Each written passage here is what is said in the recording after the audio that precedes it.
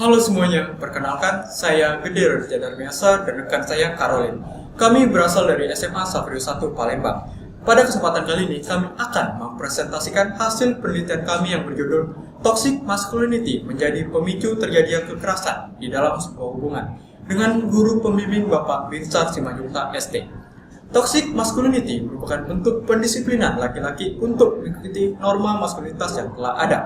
Toxic masculinity membentuk pandangan bahwa laki-laki adalah sosok yang lebih kuat daripada perempuan. Angka kekerasan terhadap perempuan terus meningkat. Hal ini tercatat pada 2018 terjadi 1.528 kasus kekerasan dalam suatu hubungan. Oleh karena itu, peneliti mengkaji mengapa toxic masculinity menjadi pemicu terjadinya kekerasan dalam suatu hubungan.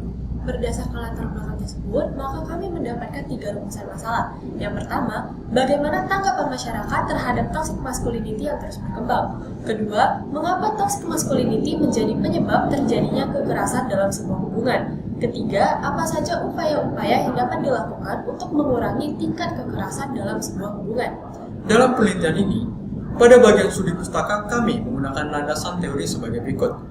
Pertama, toxic masculinity yang mencakup konsep toxic masculinity dan efek buruk yang disebabkan oleh toxic masculinity. Kedua, kekerasan terhadap perempuan yang mencakup maskulinitas beracun menjadi penyebab terjadinya kekerasan dan kekerasan dalam hubungan berpacaran. Dalam penelitian ini, kami mengumpulkan data dengan cara memberi sebuah kuesioner dalam bentuk Google Form dan juga mengumpulkan data menggunakan teknik triangulasi, yaitu teknik penggabungan data dari berbagai sumber. Kami menyajikan data dalam bentuk persentase dan dijelaskan secara deskriptif. Kami menggunakan variabel bebas, yaitu jenis kelamin, dan variabel terikat, yaitu toxic masculinity. Berdasarkan hasil kuesioner yang telah kami bagikan, kami mendapatkan tanggapan yang diberikan oleh masyarakat menunjukkan indikasi adanya kelompok pro sebanyak 70,6%, yang dimana masyarakat setuju jika toxic masculinity dihilangkan dalam kehidupan bermasyarakat, karena toxic masculinity memiliki sifat yang memaksa terhadap seorang laki-laki.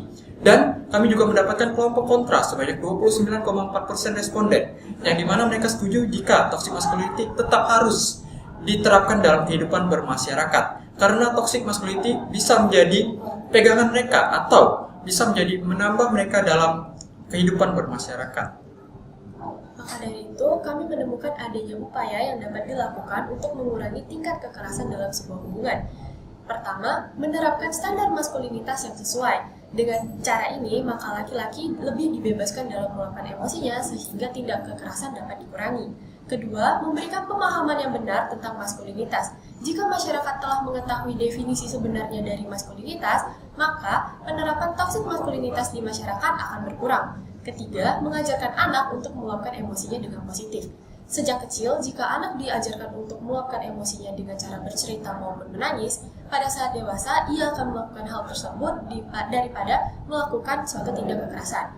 Dan kami pun menyadari adanya upaya dari pemerintah, yaitu pemerintah telah mengatur pasal yang tercantum dalam Undang-Undang Nomor 23 Tahun 2004 tentang penghapusan kekerasan dalam rumah tangga, dan pemerintah juga telah membangun sebuah lembaga sosial seperti Komisi Nasional Anti Kekerasan Terhadap Perempuan yang bertugas untuk menegakkan hak asasi terhadap perempuan.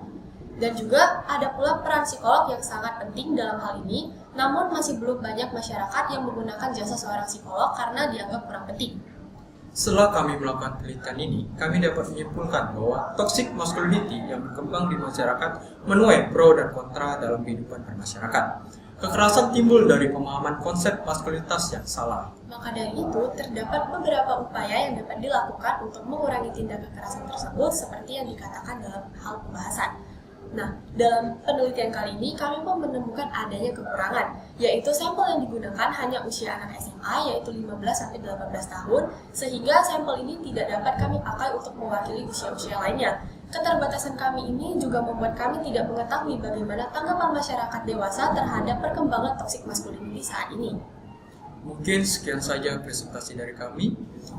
Bila ada salah kata kami mohon maaf. Terima kasih.